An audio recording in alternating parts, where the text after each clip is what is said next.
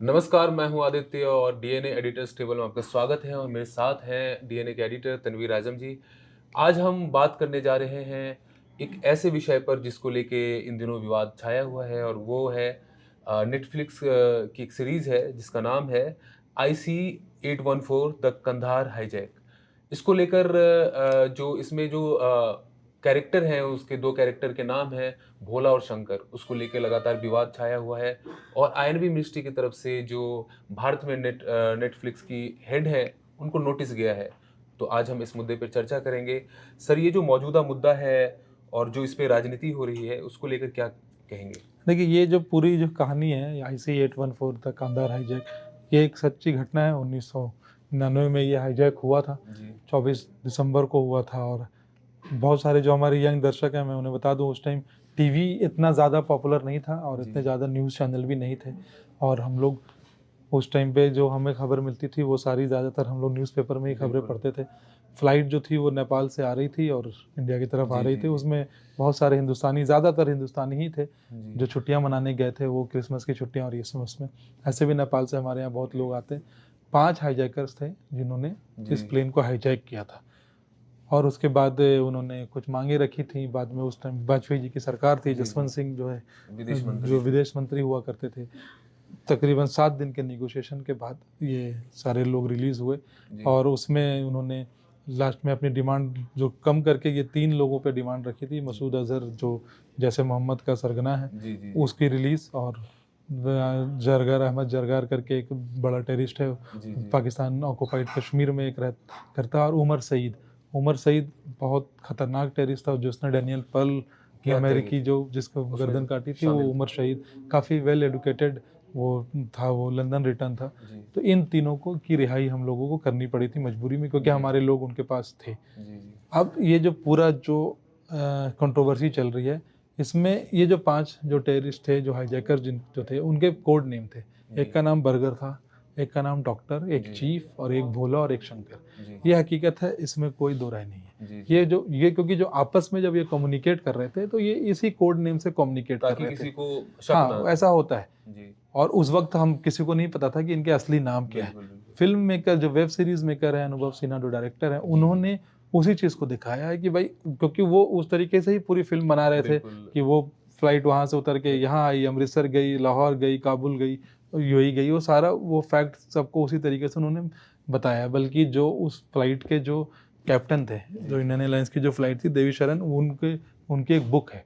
उसके आधार पे ही ये मतलब पूरी वेब सीरीज़ आधारित है। जी। अब इस पे जो टू वेब सीरीज़ आने के बाद, और मैं ये बता दूँ कि वेब सीरीज़ जी। अच्छी बनाई है, एक बेहतरीन डायरेक्शन है, बहुत अच्छे कलाकार हैं उसमें जी। सारे, कुछ तो बहुत ही दिग्गज कलाकार रियलिस्टिक हैं। ग्राउंड पे बनी हाँ, है और जैसे काफ़ी। पंकज कपूर और विजय वर्मा, ये सब तो बहुत।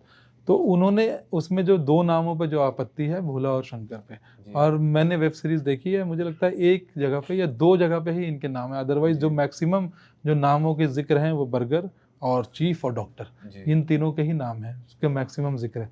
बाद में जब ये पूरा प्रकरण खत्म हो गया, तब हमें पता चला कि ये जो 5 जो लोग थे, ये असल में कहाँ के थे, जी। कौन कराची का था, कौन लाहौर का था, वो सारे नाम अब हमारे पास तो हैं, सबके जी, पास जी। हैं वो पूरी दुनिया में। लेकिन अब एक वेब सीरीज़ अगर बन रही है और अगर उन्होंने फ्लाइट का नाम आईसी 814 ही रखा है, पूरी घटना date by date, time by time बता रहे थे, तो उसमें 2 नामों को ये करने की उन्होंने ज़रूरत नहीं समझी। जी, जी। अब इस पे जो हंगामा हुआ ट्विटर पे और इस पे, उसमें ये हुआ कि भाई, ये हिस्ट्री को ये करने की और टेररिस्ट को व्हाइट वॉश करने की एक जी। वो कवायद है कि जिसमें ये दिखा रहे हैं कि हिंदू टेररिस्ट्स हैं जी। और मुसलमानों को ये कर रहे हैं, तो उसको लेके काफ़ी हंगामा हुँ। मचा। इन्फॉर्मेशन एंड ब्रॉडकास्टिंग मिनिस्ट्री ने नेटफ्लिक्स के जो कंटेंट इंडिया हेड हैं, उनको बुलाया। आज गई भी थी वो, मोनिका शेरगिल हैं, वो हुँ। वाइस प्रेसिडेंट हैं जी, जी। नेटफ्लिक्स की कंटेंट की, वो गई, उनसे मुलाकात हुई, उन्होंने अपना पक्ष रखा है। पक्ष रखने के बाद जो पहला ऑफिशियल स्टेटमेंट है, जो जी के बाद हमारे पास, डीएनए के पास जी, जी, एक्सक्लूसिव है, जी।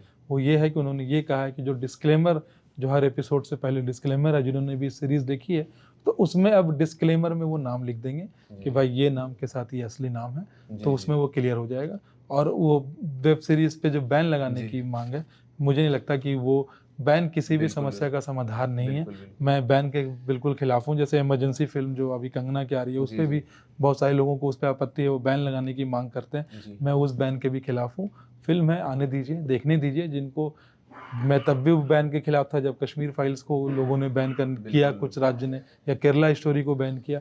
बैन किसी सभ्य समाज का हिस्सा नहीं। बिल्कुल। किताबों को बैन कर देना, फिल्मों को बैन कर देना, ये किसी भी तरीके से सोल्यूशन और नहीं कला है। के क्षेत्र में तो बिल्कुल कला आज़ादी होनी कला चाहिए। की आज़ादी होनी चाहिए। और अगर ठीक है, अगर किसी को ये लग रहा है तो सरकार है वहाँ पे, बिल्कुल, सरकार ने बुलाया, कानून उनसे है, बात कोर्ट की है, है।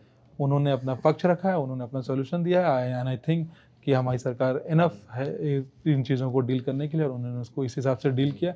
तो ये कोई इस कंट्रोवर्सी को बहुत ज़्यादा मतलब ये करने की जरूरत नहीं। तूल देने की जरूरत नहीं। मैं डीएनए के दर्शकों को बता दूं, वो 5 के 5 सारे मुसलमान थे, सारे पाकिस्तान के थे। भोला और शंकर उसमें से किसी का नाम नहीं था।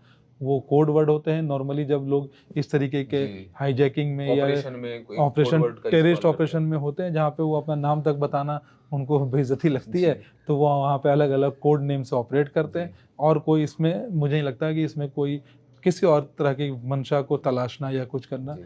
मतलब इतनी समझदारी लोगों में होनी चाहिए। मतलब तो इसलिए जो डीएनए के दर्शक हमें सुन रहे हैं वो आगे भी इस बात को ये करें कि ठीक है, जाएं देखें, वेब सीरीज़ को देखें, समझें, बेहतरीन काम किया। बस 2 चीज़ें हैं जो उन्होंने गलत दिखाई है, जी। जिस पे मैं बता दूं। एक, उन्होंने उसमें वो एक सीन दिखाया है कि जहाँ पे कैप्टन साहब जो हैं, जिसका विजय वर्मा ने जी, रोल जी। पोर्ट्रे किया, वो जाके जब उनके वॉशरूम क्लॉग हो जाते हैं क्योंकि बहुत दिनों से उसमें सफाई नहीं होती है, वो जी। खुद जाके साफ़ करते हैं।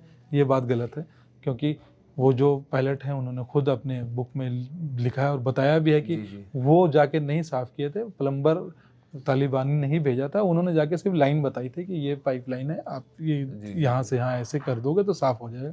एक ये गलती है। दूसरी एक गलती दिखाई है उन्होंने कि जब पंकज कपूर जो जसवंत सिंह का रोल प्ले कर रहे हैं, जसवंत जी। सिंह खुद गए थे जी, कंधार, जी, ये जी, सब बिल्कुल। जानते हैं, ये इतिहास है। तो एक वो सीन है कि वो जब आखिरी में सब लोग बाहर आ रहे हैं तो कैप्टन साहब को वो सैल्यूट करते हैं, ऐसा कुछ नहीं हुआ था, उन्होंने कोई ऐसा सैल्यूट नहीं किया।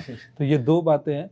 तो देखिए, इतिहास को समझना और उसको पढ़ना ज़्यादा उसको ज़रूरी है, बजाय सिनेमैटिक करने के चक्कर में हाँ, थोड़ा-सा बजाय मसाला। इसके कि आप इन चीज़ों पे लगे हैं कि भोला रख दिया, शंकर रख जी। दिया।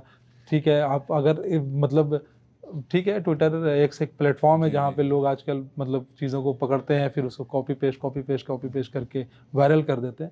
बट सरकार ने समझदारी का काम किया है, नेटफ्लिक्स को बुलाया है, उनसे उनका पक्ष लिया, और जो अपनी बात रखनी थी रख दिया। नेटफ्लिक्स ने भी डिस्क्लेमर ऐड कर देंगे, जी। और उसके बाद ये वेब सीरीज़ अपना देखिए मज़े जी। से, कोई दिक्कत नहीं। जैसा कि आपने देखा कि आईसी 814 जो कि इस समय बहुत ज़्यादा विवादों में है, उस पे हमने बात की। ऐसे ही मुद्दों पे, ऐसी चर्चाओं के लिए डीएनए के साथ बने रहिए। शुक्रिया।